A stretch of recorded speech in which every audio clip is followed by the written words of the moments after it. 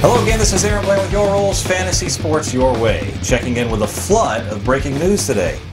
First off, Ezekiel Elliott finally has a verdict from the NFL, and it isn't good. A very, very painful 6 games. Now, on a side note, this is another reason why you should never have your fantasy drafts too early.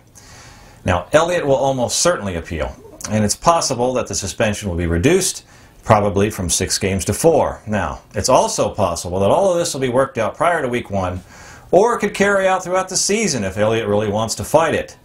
Personally, I think he'll get the suspension knocked down to 4 games and agree to serve them in the first month or so there's no effect on the team later in the season. Now, the fantasy implications. With Elliott out, Darren McFadden would be the next man up, with Alfred Morris mixed in here and there.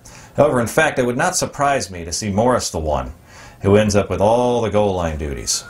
In any case, knock Elliott down your draft boards a round or so, but don't be stupid.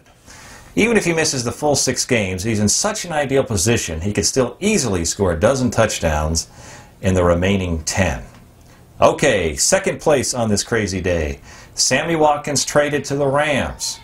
Now, the Bills finally threw in the towel on Watkins, who they gave up a king's ransom to acquire in the draft. Watkins goes from one running team to another, so the impact here actually isn't that large, unless Jared Goff makes big strides in his second season, which of course is a big if. And of course there remains the perpetual problems with Watkins' injury situation. In short, as the #1 receiver in LA, I see him staying in approximately the same place in fantasy drafts as he was already going, possibly a little bit lower. Okay, part 3. Jordan Matthews traded to the Bills to replace Sammy Watkins. Now, Matthews is a talented receiver whose role had become a bit fuzzy for the Eagles since the offseason acquisitions of Alshon Jeffrey and Torrey Smith.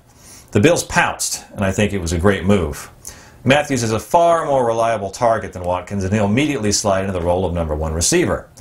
Now, while the Bills aren't exactly an offensive paradise for wideouts, Matthews jumps up at least 3 rounds higher than his current average draft position, which is in the 11th round. All right, I hope you enjoyed this quick take. As always, head on over to YouRulz.com to see all the latest fantasy news and takes from all our contributors.